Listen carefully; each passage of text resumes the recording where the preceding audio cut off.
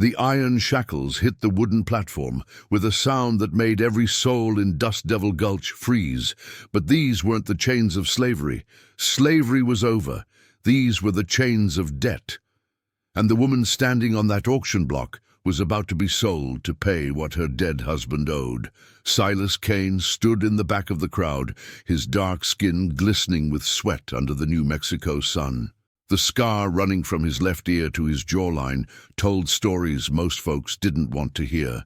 He'd ridden into town that morning with enough gold in his saddlebags to buy half the territory, but he hadn't come for land. He'd come for her. The auctioneer's voice boomed across the square. A woman named Arabella Vance was being sold into indentured servitude. 5 years of labor to pay her husband's gambling debts. The crowd murmured with a mixture of fascination and disgust. In the post-war confusion, such auctions had become grimly common. But what the crowd didn't know was that Arabella Vance had another name. A name that haunted Silas's dreams and fueled every mile he'd traveled to get here. She stood on that platform with her chin held high, her green eyes blazing with defiance. Even as her hands trembled. Her once fine dress was now faded and patched, but she wore it like armor. The same woman who had once spat in his face and called him something no human being should ever be called. The woman who had owned him.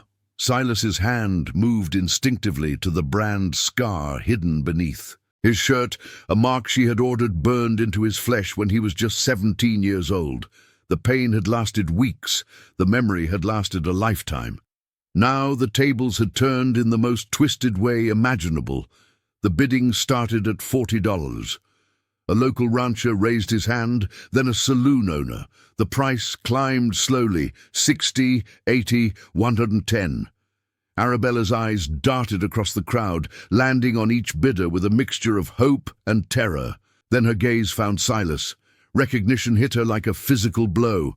Her face went white as desert bone. Her lips parted in silent shock. 18 years had changed them both, but some faces burn themselves into your soul so deep that time can't erase them. She knew exactly who he was, and she knew exactly why he was there. The auctioneer called for higher bids. The crowd grew restless. Silas stepped forward, his boots echoing on the wooden planks as he approached the platform. But what Arabella didn't know was that Silas Kane hadn't come to Dust Devil Gulch for revenge. He'd come for something far more dangerous, something that would shake this town to its very foundation and force everyone present to question everything they thought they knew about justice, mercy, and the price of redemption. The question was, would she survive learning the truth about why the man she'd once brutalized had traveled hundreds of miles to buy her freedom? Silas raised his hand with the calm precision of a man who had never lost anything he truly wanted to win. $350. The crowd erupted in shocked murmurs. That was more money than most folks in Dust Devil Gulch saw in 3 years. The other bidders stepped back immediately. No one could compete with that kind of cash. But Arabella's reaction was what truly caught everyone's attention. Instead of relief, pure terror washed over her face. She began shaking her head frantically, her eyes wide with panic. "No," she whispered, then louder. "No, anyone but him." The auctioneer banged his gavel, confused by her outburst. "Ma'am, this gentleman has made a generous offer that will clear your debts entirely." "You don't understand," Arabella's voice cracked with desperation. That man!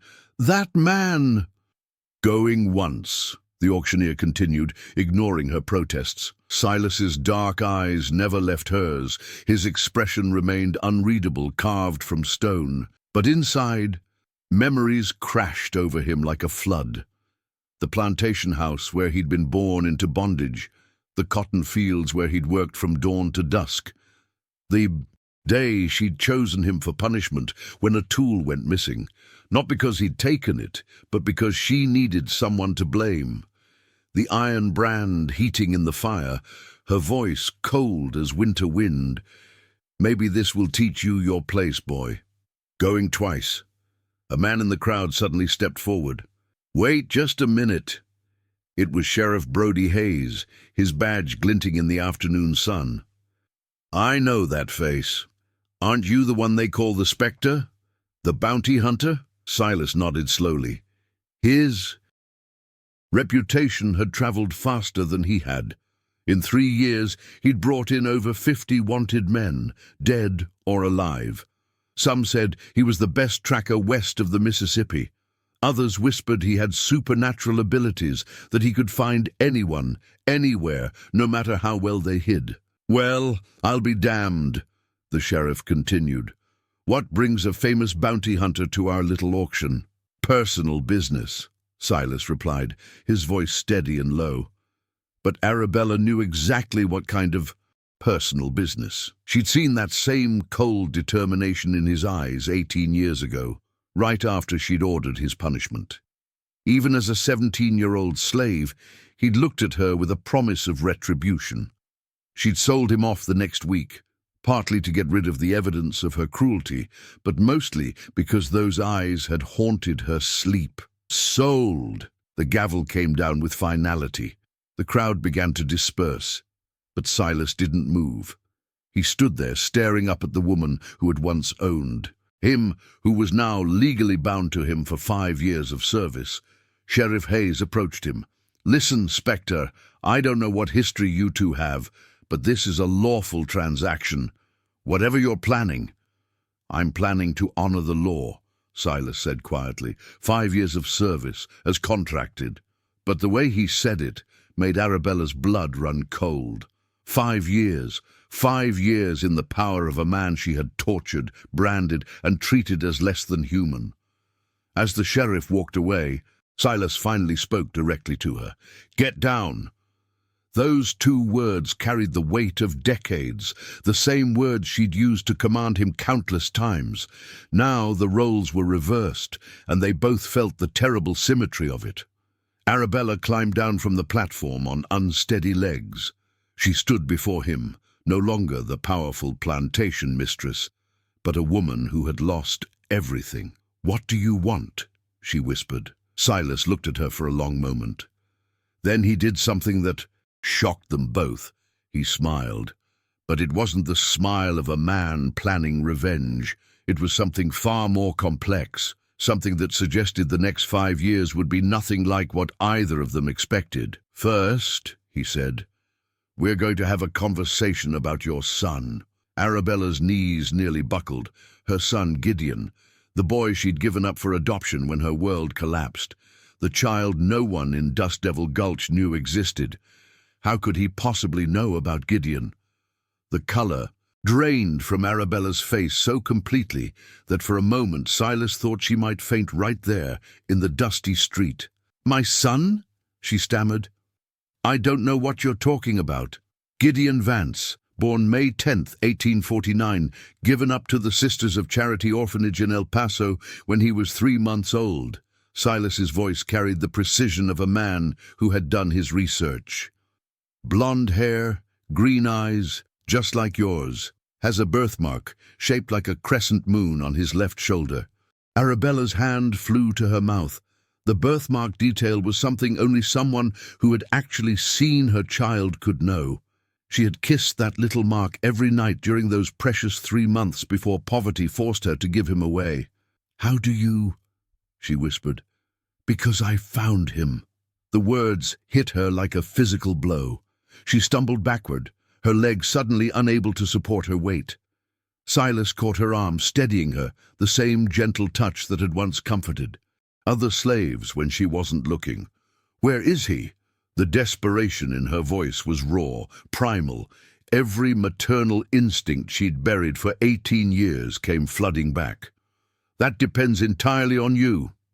Silas guided her toward his horse, a magnificent black stallion that seemed to mirror its owner's quiet intensity. From his saddlebag, he pulled out a small daguerreotype and handed it to her. Arabella's breath caught in her throat. The young man in the photograph was unmistakably her son, now 18 years old, tall and strong, with her eyes and his father's stubborn jaw. But there was something else in the image that made her heart stop. Gideon was wearing a military uniform. He enlisted with the 10th Cavalry Regiment 6 months ago, Silas explained. Buffalo Soldiers, they call them, one of the first all-black regiments in the army. But he's not, Arabella started, then stopped. Her son wasn't black, but he'd been raised in an orphanage with children of all colors. In his mind, those soldiers had become his brothers. He doesn't know who his real mother is, Silas continued, thinks his parents died in a cholera outbreak, but he's scheduled to ship out to fight Apaches in 2 weeks. Dangerous territory. Men don't always come back. The threat was implicit, but clear. Her son was heading into mortal danger, and Silas was the only person who could help her reach him in time. "What do you want from me?" she asked, though she already suspected the answer would be more complicated than simple revenge. "I want you to understand what it feels like to lose everything you love," Silas said quietly, "but not the way you think." He mounted his horse and extended his hand down to her. "You're coming with me to El Paso. We're going to find your son together." Arabella stared at his outstretched hand, the same hand she'd once seen branded and scarred by her orders. Now it was offering her the only chance she had to save her child. "Why would you help me find him?" Silas's expression grew distant, haunted. "Because Gideon isn't just your son, Arabella." The way he said her name sent chills down her spine. He'd never been allowed to use her first name before. But there was something else in his tone, something that suggested a connection she hadn't considered. "What do you mean?" "Get on the horse, and I'll tell you a story about a 17-year-old slave who was sold away from your plantation. A boy who spent years tracking down every person who was ever sold from that place. A boy who discovered that one of them had a very interesting secret." Arabella's mind raced. What secret could a former slave possibly know about her son? But as she looked into Silas's eyes, she realized that everything she thought she knew about her past was about to be turned upside down. Arabella hesitated for only a moment before taking Silas's hand. Her need to know the truth about her son outweighed her fear of the man she'd once brutalized. As they rode out of Dust Devil Gulch, Silas began to speak in a voice so quiet she had to lean forward to hear him over the horse's hooves. "After you sold me, I ended up on a ranch in Texas.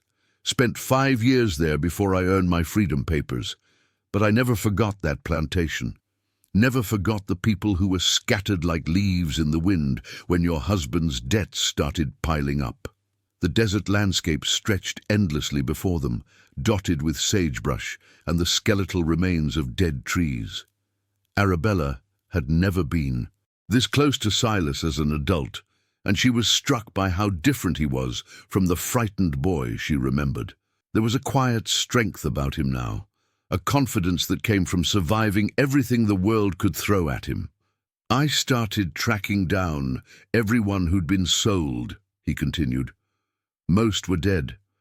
Some had found new lives. But there was one person I could never locate, someone who disappeared right around the time your son was born." Arabella's heart began to pound. "Who?" "A slave named Elias. Young man, about 19 years old, worked in your husband's stables. Word was he'd been caught with one of the white women in town and was sold off quick to avoid a lynching." The blood in Arabella's veins turned to ice. She remembered Elias, tall, gentle, with the most beautiful eyes she'd ever seen. He'd been kind to her during the darkest period of her marriage, when her husband's drinking and gambling had made her life a living hell. "But that's impossible," she whispered. "Elias was sold before Gideon was born." "Was he?" Silas's voice carried a weight that made her stomach clench. "Or was he sold because Gideon was about to be born?" The truth hit her like a lightning bolt. The timeline, the way her husband had suddenly become violent and suspicious, the reason he'd insisted the baby be given away, claiming poverty when they still had enough money to keep him. Her husband had known. He'd discovered her affair with Elias and sold him off to protect the family's reputation. Then, when Gideon was born with features that might raise questions as he grew older, He'd forced her to give the child away. "No," she breathed. "That can't be." "I found Elias 3 years ago," Silas said gently. "Living in California, working as a blacksmith. He never knew what happened to you or the child. Never knew he had a son." Arabella's world tilted on its axis. Gideon wasn't just her son. He was Elias's son. The child of her forbidden love affair was about to march into battle with an all-black regiment, not knowing his true heritage. "Is Elias," she started to ask, "still alive? Still asking about you every time I visit him?" The words hung in the air between them like a bridge she was afraid to cross. Elias was alive. After all these years of believing he was dead, killed by some vengeful mob, he was alive and thinking about her. "Why are you telling me this?" she asked, her voice barely above a whisper. Silas was quiet for a long moment. When he finally spoke, his words carried a pain that cut straight to her heart. "Because Elias saved my life once, when your husband was beating me for that missing tool, the one you blamed me for. Elias stepped in, took half the punishment himself. He didn't have to do that. Could have looked the other way like everyone else." Arabella closed her eyes, remembering that day. She'd been so angry, so frustrated with her own powerlessness, that she'd needed someone to blame. Silas had been convenient. Innocent, but convenient. "He protected me when no one else would," Silas continued. "Now his son is riding into danger, and his son's mother is the only person who can save him. That's why I bought you, Arabella. Not for revenge. Then why? To give you the chance to do something right for once in your life." The words stung because they were true. But as they crested a hill and saw the sprawling valley below, Arabella realized that Silas's plan was far more complicated than a simple rescue mission. Because if Gideon learned the truth about his parentage, it wouldn't just save his life. It would destroy everything he believed about himself. They rode hard through the afternoon, the sun blazing overhead like a merciless eye. Arabella's mind reeled with revelations, but one question burned brighter than all the others. "If you know where Gideon is, and you know where Elias is, why do you need me?" Silas's jaw tightened. "Because your son hates everything about the South. Everything about plantation owners. Everything about people like you." The words hit her like physical blows. "What do you mean?" "The sisters at the orphanage told him his parents were wealthy Southerners who abandoned him out of shame. He grew up believing that rich white folks threw him away like garbage. That's why he joined the Buffalo Soldiers, to fight against everything he thinks his parents represented." Arabella felt sick. Her sacrifice, giving up Gideon to protect him from her husband's rage, had been twisted into a story that made her son hate the very people he came from. "He won't listen to me," Silas continued. "A black bounty hunter showing up with stories about his real parents. He'll think I'm lying, trying to trick him into deserting. But he'll hate me even more when he finds out what I really am. Maybe seeing his mother risk everything to save him will change his mind about what kind of person she really is." They crested another hill and saw smoke rising in the distance. Not the thin wisps of a campfire, but the thick black columns of something burning out of control. Silas spurred his horse faster. As they drew closer, the source of the smoke became horrifyingly clear. A stagecoach lay overturned on the road, its wooden frame crackling with flames. Bodies were scattered around it like broken dolls. "Apache raid," Silas said grimly, dismounting to examine the scene. "Recent. Maybe an hour ago." Arabella stayed on the horse, her face pale as she looked at the carnage. But Silas was studying something else, fresh tracks leading north toward a rocky outcropping. "Someone survived," he said. "They're hiding up there." They approached the rocks carefully. Silas called out in both English and Spanish, his hands visible and empty. After a moment, a weak voice answered, "Help, please." They found him wedged between two boulders, a young soldier in a blue uniform bleeding from a gash on his head. But when he looked up at them, Arabella's heart stopped. Green eyes, blonde hair, the same stubborn jaw she'd kissed goodnight 18 years ago. It was Gideon. "Ma'am," he whispered. "Thank God. The Apaches, they took everyone else. I thought I was going to die here." Arabella couldn't speak, couldn't breathe. Her son was alive, wounded but alive, looking up at her with trust and gratitude. He had no idea who she was. Silas knelt beside him, checking his wounds. "What's your name, soldier?" "Private Gideon Wells, 10th Cavalry. We were escort for the stage. Apaches hit us at dawn." His voice was weak but steady. "Are you folks from El Paso?" "Something like that," Silas replied. "Can you ride?" "I think so. But, ma'am..." Gideon looked directly at Arabella. "You look familiar. Do I know you from somewhere?" The question hung in the air like a loaded gun. Arabella found herself staring into the eyes of the child she'd given birth to, the baby she'd held for only 3 months before having to let go. He was looking at her, with the same trusting expression he'd had as an infant. I don't think so," she managed to whisper. But Silas was watching both of them with an expression that suggested this meeting was no coincidence. "Actually, Gideon," he said quietly, "there's something you need to know about this woman, something that's going to change everything you believe about your life." Gideon struggled to sit up, wincing from his injuries. "What are you talking about?" And that's when Arabella realized that Silas hadn't brought her here just to save Gideon from the Apache wars. He'd orchestrated this entire meeting, the auction, the ride, even finding Gideon wounded and vulnerable. Everything had been planned to force this moment. The moment when a mother would have to decide whether to reveal the truth that could save her son's life or protect the lie that had kept him safe for 18 years. If you're enjoying this story, hit that subscribe button, because what happens next will test everything you think you know about love, sacrifice, and the price of redemption. Gideon looked between Arabella and Silas, confusion clouding his injured features. "What's going on here?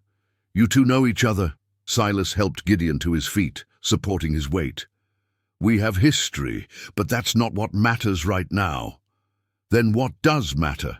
Gideon winced as he tried to put weight on his left leg. Arabella felt the words building in her throat like a scream she'd been holding back for 18 years. This was her son, her baby, standing right in front of her, hurt and vulnerable. Every maternal instinct in her body screamed to tell him everything, to hold him, to never let him go again. But she also knew what the truth would cost him. "Gideon," Silas said carefully, "what do you know about your real parents?" "My real parents?" Gideon's voice turned bitter. "Rich plantation owners who threw me away like trash when I was born. The sisters told me they were too ashamed to keep a child they couldn't provide for." He laughed, but there was no humor in it. "Funny thing is, they could have provided for me. They just chose not to." Arabella felt each word like a knife to her heart. Her sacrifice had been turned into abandonment. Her attempt to save him had become the source of his deepest pain. "What if you were wrong?" Silas asked quietly. "What if the story you were told wasn't the whole truth?"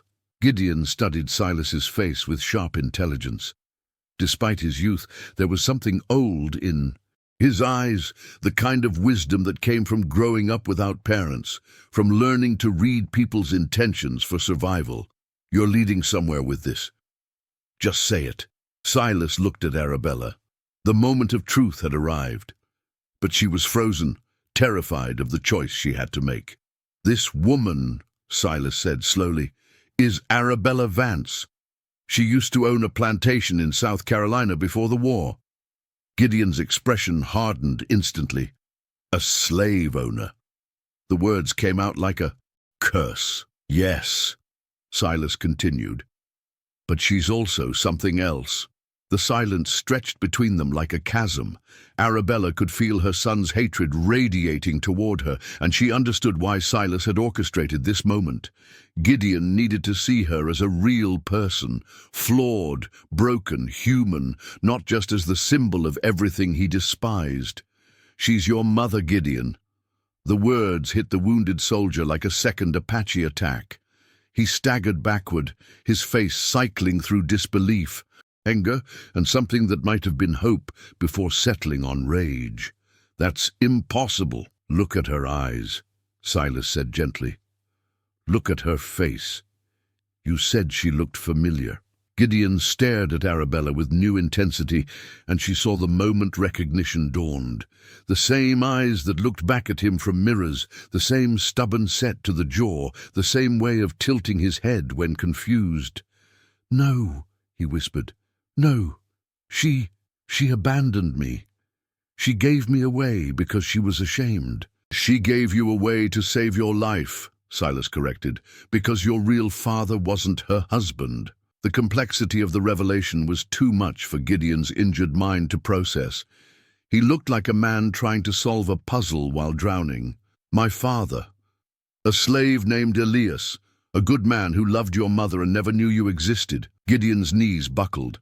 Silas caught him before he could fall, easing him down onto a boulder. The young soldier's world had just been turned, completely upside down. I'm the son of a slave." "You're the son of two people who loved each other in a world that would have killed them for it," Silas said. "Your mother didn't abandon you out of shame. She saved you from a husband who would have murdered you both if he'd known the truth." Gideon looked up at Arabella with eyes full of pain and confusion. "Is it true?" This was the moment she dreaded and longed for in equal measure. Her son was finally asking her directly, and she had to decide whether to claim him or protect him. "Yes," she whispered, her voice breaking. "You're my son, and I have loved you every single day since I had to let you go." But even as the truth hung in the air between them, Silas was scanning the horizon with growing concern. "We need to move," he said urgently. "Those Apaches who attacked the stage, they're coming back, and they're bringing friends." In the distance, dust clouds were rising, the sound of war cries carried on the desert wind. Gideon was injured, Arabella was defenseless, and Silas was just one man against what looked like a dozen Apache warriors. The family reunion would have to wait. Right now, survival was the only thing that mattered. The Apache war cries grew closer, echoing off the canyon walls like the howls of ancient spirits. Silas counted at least 15 riders approaching fast, their horses kicking up clouds of dust that looked like smoke signals against the dying light. "Can you shoot?" Silas asked. Gideon, pulling a spare revolver from his belt. Gideon nodded grimly, checking the cylinder. "Buffalo soldiers don't survive by being poor shots." But Arabella could see the pain in her son's movements, the way he favored his injured leg. He was hurt, worse than he was letting on, and they all knew it. "There's a narrow pass about a quarter-mile north," Silas said, pointing toward a gap in the rocks. "If we can reach it, they'll have to come at us single file." "And if we can't?" Arabella asked. Silas's expression was grim. "Then we make our stand here." They mounted up, Gideon behind Silas, Arabella on her own horse. But as they spurred toward the pass, it became clear they wouldn't make it in time. The Apache riders were closing the distance too quickly, their superior knowledge of the terrain giving them the advantage. "They're cutting us off!" Gideon shouted over the thunder of hooves. Silas suddenly veered left, toward what looked like a dead end, a box canyon with steep walls on 3 sides. Arabella's heart sank. He was trapping them. "What are you doing?" she cried. "Trust me," Silas called back. They plunged into the canyon just as the first Apache arrows began to fly. One whistled past Arabella's ear, so close she could feel the fletching brush her hair. Another buried itself in the saddle horn, inches from her hand. But as they reached the back of the canyon, Silas dismounted and began pulling aside what looked like loose brush and tumbleweeds. Beneath was the entrance to a hidden cave, old mining tunnel, he explained quickly. "Abandoned silver mine. I scouted it this morning." "This morning?" Gideon stared at him with new understanding. "You knew this would happen." "I knew it was possible. Apaches have been raiding this route for weeks. I came prepared. They led the horses into the cave just as the Apache warriors reached the canyon mouth. The tunnel was dark and narrow, but it went deep into the mountain. More importantly, it had another exit. As they moved through the darkness, guided only by Silas's sure steps, Gideon finally spoke the question that had been burning in his mind. "You planned all of this, didn't you? The auction, finding me wounded, the Apache attack, all of it." Silas was quiet for a long moment. Not the attack, that was chance, but the rest, yes. "Why?" Arabella's voice echoed in the narrow space. "Why go to all this trouble?" "Because sometimes the only way to heal old wounds is to face them, together." They emerged from the cave on the far side of the mountain as the sun was setting, painting the desert in shades of red and gold. The Apache warriors were still searching the Box Canyon, unaware of the tunnel. For the first time since the reunion began, they had a moment of relative safety. Gideon lowered himself onto a boulder, exhaustion and blood loss finally catching up with him. "I need to understand something," he said, looking directly at Arabella. "If what you're both telling me is true, if you really are my mother and you gave me up to save my life, then why didn't you come for me when it was safe, after the war ended, after slavery was abolished? Why didn't you find me?" The question hung in the air like a challenge. Arabella realized this was the real test, not whether she could claim him as her son, but whether she could explain 18 years of absence. "Because I was a coward," she said simply. "Because I convinced myself you were better off without me. Because I was afraid that if I found you, you'd hate me for giving you away. And now—" Arabella looked at her son, really looked at him, the man he'd become, despite everything. Strong, brave, principled, everything she'd hoped he would be, and more. "Now I realize that my fear cost us both 18 years we can never get back." Gideon studied her face in the fading light. "What happens now? Where do we go from here?" But before anyone could answer, Silas's expression suddenly changed. He was staring back the way they'd come, his hand moving instinctively to his gun. "We have company," he said quietly. "And it's not Apaches." Through the desert twilight, 3 riders were approaching, white men in military uniforms. But these weren't regular cavalry. They were military bounty hunters, and they were riding hard with a very specific purpose. Gideon was a deserter, whether he knew it or not. His unit thought he was dead, but if these men brought him back alive, there would be questions that could lead to a court-martial and execution. The family that had just found each other was about to be torn apart again. The 3 riders approached with the confidence of men who had cornered their prey. Their leader, a scarred veteran with captain's bars, called out across the desert evening, "Private Wells, by order of the United States Army, you are under arrest for desertion in the face of enemy action." Gideon struggled to his feet, his face pale but determined. "Captain Thorne, sir. I was wounded in the Apache attack. These people saved my life." "That's not what the report says, soldier." Captain Thorne dismounted, his hand resting on his pistol. "Says here you were found 3 miles from the attack site, with 2 suspicious characters. Looks like you were running." Arabella felt her heart breaking all over again. After 18 years of separation, she was about to lose her son to a noose. But Silas stepped forward with the calm authority of a man who had faced down worse odds. "Captain, I'm Silas Kane. You might know me as the Spectre." Thorne's expression shifted immediately. Every lawman west of the Mississippi knew that name. "The bounty hunter. That's right, and I can vouch for this soldier's character. He fought bravely against the Apaches, saved this woman's life." Silas gestured toward Arabella. "I saw it myself." "Even if that's true," Thorne replied, "orders are orders. Private Wells comes back with us." Gideon looked at his mother, really looked at her for the first time since learning the truth. In her eyes, he saw 18 years of regret, love and desperate hope.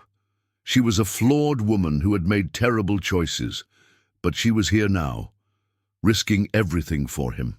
"Captain," Gideon said quietly, "what if I told you I had information about Apache movements, intelligence that could save lives?" Thorne leaned forward, interested despite himself. "What kind of information?" Gideon glanced at Silas, who gave him an almost imperceptible nod. "The attack on our stage wasn't random. They're planning something bigger, a coordinated assault on the El Paso supply lines."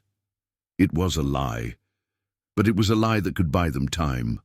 Thorne would have to take that information seriously, which meant keeping Gideon alive long enough to debrief him properly.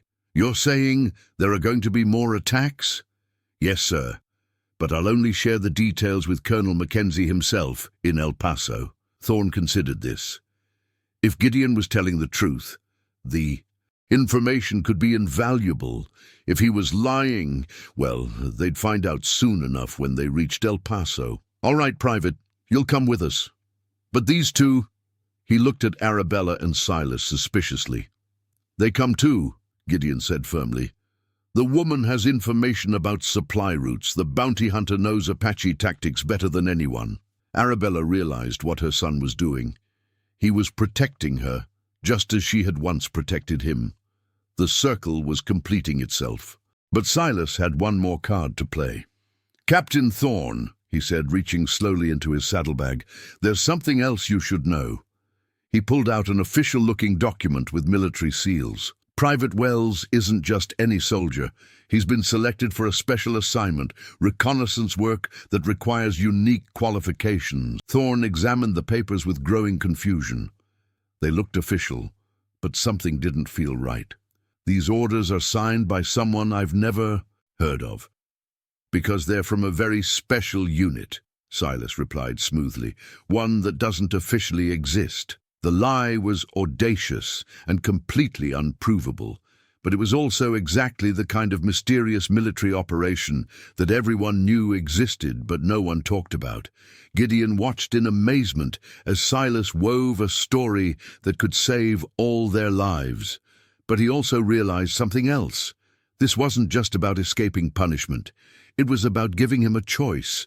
He could go back to his unit, resume his life as Gideon Wells, and pretend this day had never happened, or he could step into an uncertain future with the mother who had given him life and the man who had saved it. "Captain," Gideon said slowly, "I need to ask you something. If a soldier discovered that everything he believed about his past was a lie, would that change his duty to his country?" Thorne frowned. "I don't understand the question, Private." Gideon looked at Arabella one more time. Then he made his choice. "Sir, I formally request transfer to Mr. Kane's special unit. Whatever that mission is, I volunteer." The words hung in the desert air like a promise. Arabella felt the tears she'd been holding back for 18 years finally begin to fall. Captain Thorne looked between the three of them, sensing undercurrents he didn't understand. Finally, he made his decision. "This is irregular as hell, but if the paperwork checks out..." He handed the documents back to Silas. "You've got 48 hours to report. To Colonel Mackenzie. After that, we come looking." As the three soldiers rode away into the gathering darkness, Arabella finally spoke. "What happens now?" Gideon helped her onto her horse, his touch gentle but uncertain. "Now we go find my father. Our family has been broken long enough." Silas smiled, the first genuine smile Arabella had ever seen from him. "Elias is going to want to meet his son. And there's something else. He's been saving money for 18 years, hoping someday he'd have a family to spend it on." "Money for what?" Gideon asked. "A ranch in California, far from anyone who cares about the color of your skin or who your parents used to be." As they rode toward their uncertain future, Arabella realized that Silas's plan had never been about revenge at all. It had been about redemption for all of them. The black cowboy who had bought her at auction hadn't come to punish her for her past. He'd come to give her the chance to build a future worth living. And sometimes, that's what justice looks like. If this story moved you, hit that subscribe button and join our community of people who believe in second chances and the power of forgiveness.